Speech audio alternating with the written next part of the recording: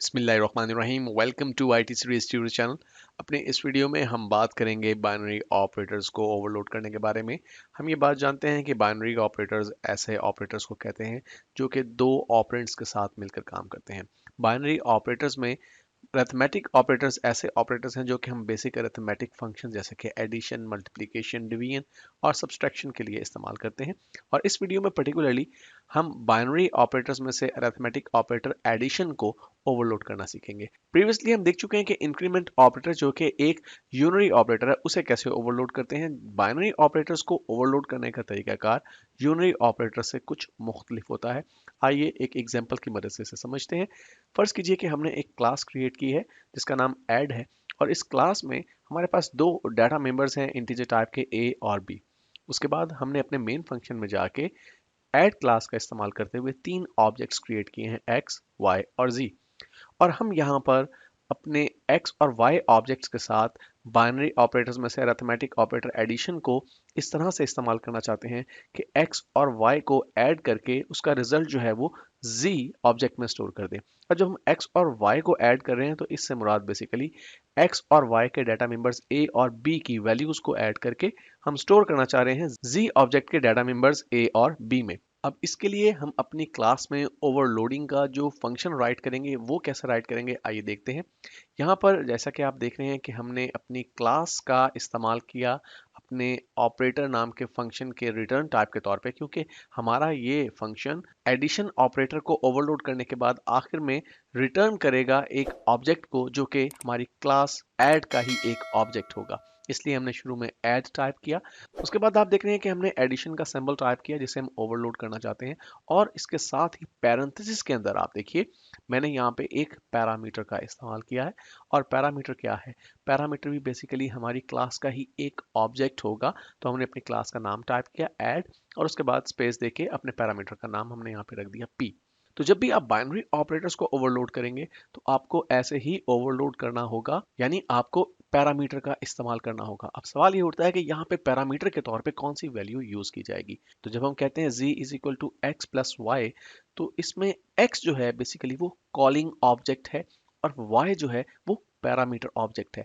इसका मतलब ये हुआ कि ऑपरेटर ओवरलोडिंग के इस फंक्शन में हमारा ऑब्जेक्ट y जो है वो एज अ पैरामीटर यूज हो रहा है। अब हम ये जानते हैं कि जो हमारा ऑब्जेक्ट y है उसमें दो डाटा मेंबर्स हैं a और b। तो यहाँ अगर आप मेंबर फंक्शन की बॉडी में देखें तो हमने p डॉट ए और p डॉट b का इस्तेमाल किया है। तो इसका क्या मतलब है? बेसिकली y यहाँ पे चूंकि पैरामीटर के तौर पे यूज हो रहा है और y में दो डाटा मेंबर्स मौजूद हैं। जब हम p डॉट a कह रहे हैं तो इसका मतलब है y ऑब्जेक्ट का डाटा मेंबर a, और जब हम p डॉट b कह रहे हैं इसका मतलब है y ऑब्जेक्ट का डाटा मेंबर b। इसके साथ आप ये भी देख रहे हैं कि हम p dot a plus a p dot b plus b भी कर रहे हैं। तो एक्चुअली जो हमारा x ऑब्जेक्ट है उसमें भी तो दो डाटा मेंबर्स a और b मौजूद हैं।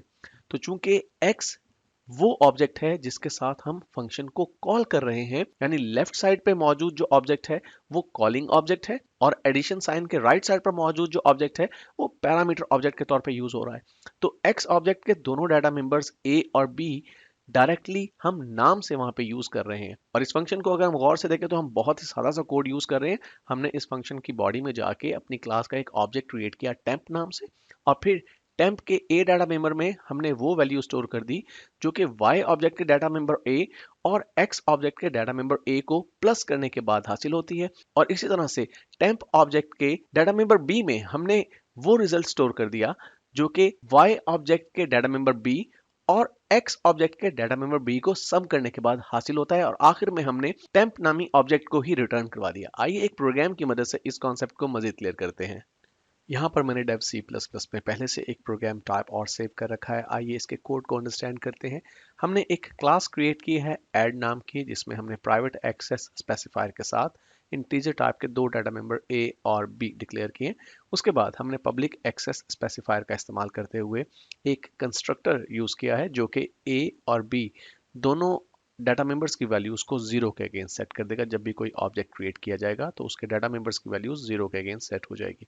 उसके बाद हमने इन नाम का एक मेंबर फंक्शन यहाँ पर डिफाइन किया है जो कि बेसिकली इनपुट के लिए हम यूज करेंगे और यूजर से हम वैल्यूज लेके स्टोर करना चाहेंगे अपने ऑब्जेक्ट के डाटा मेंबर्स में। तो देखिए ये फंक्शन बहुत सिंपल है। सिंपली हमने सी आउट ऑब्जेक्ट की मदद से एक प्रॉम्प्ट जनरेट करना है, एंटर ए, यानी ए की वैल्यू एंटर करें और फिर सी इन ऑब्जेक्ट का इस्तेमाल करते हुए यूजर की इनपुट करदा वैल्यू हम उस ऑब्जेक्ट के डाटा मेंबर ए में स्टोर कर देंगे।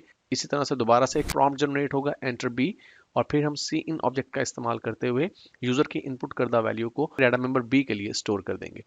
उसके बाद देखिए हमने शो नाम का एक मेंबर फंक्शन यहाँ पे डिफाइन किया है जो कि सी आउट ऑब्जेक्ट की मदद से सिंपली जिस ऑब्जेक्ट के साथ भी इस मेंबर फंक्शन को कॉल किया जाएगा उसके दोनों डाटा मेंबर्स ए और बी की वैल्यूज को स्क्रीन पर प्रिंट करवा देगा। साथ ही ये स्ट्रिंग अटैच कर देगा, a is equal to, b is equal to, और फिर ए और बी की वैल्यू स्क्रीन पर प्रिंट करवा देगा। अब लाइन नंबर 24 पे एक्चुअली हम ओवरलोड कर रहे हैं अपने अरिथमेटिक ऑपरेटर एडिशन को, और उसके लिए जो कोड हम यूज़ कर रहे हैं हम उसे प्रीवियसली भी डिस्कस कर चुके हैं इसी वीडियो में। सिंपली हमने अपने क्लास का नाम यूज़ किया है एज रिटर्न टाइप, क्योंकि हमारा ये फंक्शन एक ऑब्जेक्ट रिटर्न करेगा जो कि हमारी क्लास का ही एक ऑब्जेक्ट होगा, ऐड क्लास का ऑब्जेक्ट। उसके बाद ऑपरेटर जो कि हमारे सिंटेक्स का हिस्सा है, जो कि कीवर्ड है जिसकी मदद से आप किसी ऑपरेटर को ओवरलोड करते हैं। और उसके बाद हमने यहाँ पे प्लस का सिंबल यूज़ किया क्योंकि हम यहाँ पे एडिशन के ऑपरेटर को ओवरलोड कर रहे हैं। और फिर पैरेंथेसिस में हमने अपनी क्लास के नाम के साथ पैरामीटर का एक नाम टाइप किया है, वो कुछ भी हो सकता है लेकिन यहाँ पे हमने उसे पी रखा है। और प्रीवियसली हमने इसको अंडरस्टैंड कर लिया है कि एक्चुअली जब हम इस अरिथमेटिक ऑपरेटर को यूज़ करेंगे तो अगर हम a प्लस बी करते हैं या x प्लस वाई करते हैं तो प्लस के सिंबल के राइट साइड पे जो भी ऑब्जेक्ट होगा एक्चुअली वो पैरामीटर के तौर पे पास किया जाएगा इस फंक्शन को। उसके बाद यहाँ पे हमने अपनी क्लास का एक ऑब्जेक्ट क्रिएट किया है जिसका नाम टेम्प रखा है हमने ऐड क्लास की मदद से, और फिर temp dot a is equal to p dot a plus a. इससे क्या मुराद है? इसका मतलब ये है कि हमारे इस ऑब्जेक्ट के डाटा मेंबर ए में वो वैल्यू स्टोर हो जाएगी जो कि प्रोवाइड किए गए पैरामीटर के डाटा मेंबर ए में मौजूद थी, और उसमें जब हमने जमा किया उस ऑब्जेक्ट के डाटा मेंबर ए की वैल्यू जिसके साथ इस फंक्शन को कॉल किया गया था, यानी जो कि एक्सप्रेशन में प्लस साइन के लेफ्ट साइड पे मौजूद था, उसमें जो ए डाटा मेंबर की वैल्यू थी वो, और हमारे पैरामीटर यानी हमारे प्लस साइन के राइट साइड पे मौजूद ऑब्जेक्ट के डाटा मेंबर ए की वैल्यू सम होकर इस टेम्प नामी ऑब्जेक्ट के डाटा मेंबर ए में स्टोर हो जाएंगी। और बिल्कुल इसी तरह से टेम्प नामी ऑब्जेक्ट के डाटा मेंबर बी में हमारी एक्सप्रेशन में प्लस साइन के राइट साइड पे जो ऑब्जेक्ट मौजूद है उसके डाटा मेंबर बी की वैल्यू, और उस प्लस साइन के लेफ्ट साइड पे जो ऑब्जेक्ट मौजूद है उसके डाटा मेंबर बी की वैल्यू का सम होके स्टोर हो जाएगा हमारे इस टेम्प नामी ऑब्जेक्ट के डाटा मेंबर बी में, और फिर हम रिटर्न करवा रहे हैं यहाँ से अपने उस ऑब्जेक्ट को। अब यहाँ मेन फंक्शन में हम क्या करें, देखिए हमने 3 ऑब्जेक्ट्स क्रिएट किए हैं अपनी क्लास के x, y और z। इसके बाद इनपुट और आउटपुट के प्रोसेस को थोड़ा मीनिंगफुल बनाने के लिए कुछ स्टेटमेंट्स हमने यहाँ पे सी आउट ऑब्जेक्ट के साथ यूज किए हैं। तो हम सबसे पहले सी आउट ऑब्जेक्ट की मदद से एक मैसेज जनरेट करेंगे, enter data member values for object x, यानी हम एक्स ऑब्जेक्ट के दोनों डाटा मेंबर ए और बी की वैल्यूज जो है वो स्टोर करना चाहते हैं यूजर से लेके। तो देखिए हमने यहाँ पे क्या किया, अपनी एक्स ऑब्जेक्ट के साथ इन नामी मेंबर फंक्शन को कॉल किया जिसे हमने ऊपर डिफाइन किया है, और हम देख चुके हैं कि ये मेंबर फंक्शन यूजर से इनपुट लेके जिस ऑब्जेक्ट के साथ भी इस फंक्शन को कॉल किया जा रहा है, अब यहाँ पे चूंकि हम एक्स के साथ इसे कॉल कर रहे हैं तो एक्स ऑब्जेक्ट के डाटा मेंबर ए और डाटा मेंबर बी में वो वैल्यू स्टोर करवा देगा मेंबर फंक्शन इन। उसके बाद दोबारा से हमने एक मैसेज यूजर के लिए जनरेट किया कि enter data member values for object y, और उसके बाद हमने वाई नामी ऑब्जेक्ट के साथ इन नामी मेंबर फंक्शन को कॉल किया डॉट ऑपरेटर का इस्तेमाल करके। लाइन नंबर 39 पे देखिए हम क्या कर रहे हैं, हमने यहाँ पे टाइप किया z is equal to x plus y. अब यहाँ पे हम अपने इस ऑपरेटर को यूज कर रहे हैं जिसे हम ओवरलोड कर चुके हैं। तो ऐसा करने के बाद अब हम ये शो करना चाहते हैं कि हमारे x ऑब्जेक्ट के डाटा मेंबर्स में क्या वैल्यू स्टोर्ड है, हमारे y ऑब्जेक्ट के डाटा मेंबर्स में क्या वैल्यू स्टोर्ड है, और हमारे z ऑब्जेक्ट के डाटा मेंबर्स में क्या वैल्यू स्टोर्ड है। तो x और y में तो वही वैल्यूज होनी चाहिए जो कि यूजर ने इनपुट के तौर पर फराहम की थी, लेकिन z ऑब्जेक्ट में उनका सम स्टोर होना चाहिए। तो उसके लिए हमने क्या तरीकाकार इख्तियार किया, सिंपली सी आउट ऑब्जेक्ट की मदद से हमने पहले एक मैसेज दे दिया कि showing data member values of object x, ताकि हम डिफरेंशिएट कर सकें कि x डाटा मेंबर की वैल्यूज कौन सी हैं और y डाटा मेंबर की वैल्यूज कौन सी हैं जब स्क्रीन पर रिजल्ट हमारे पास आए।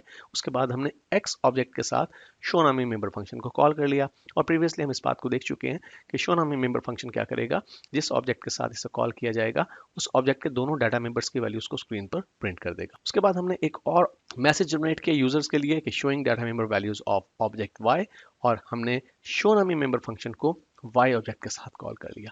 और बिल्कुल इसी तरह से हमने आखिर में एक मैसेज और जनरेट किया, showing data member values of object z।